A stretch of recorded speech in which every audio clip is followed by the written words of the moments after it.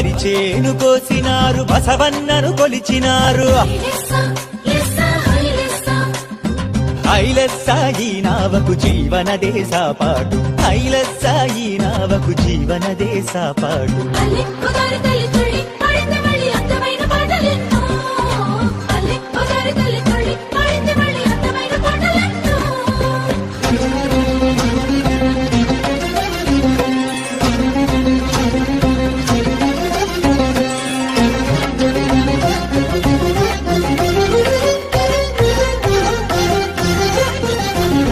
కాళాక్షేత్ర సోయగము కాకినాడ వైభవము, మతాతీత బంధాలు మమతల సిరిగంధాలు. తూర్పు గోదావరి అడుగడుగున అందాలు, ఇది పూజితం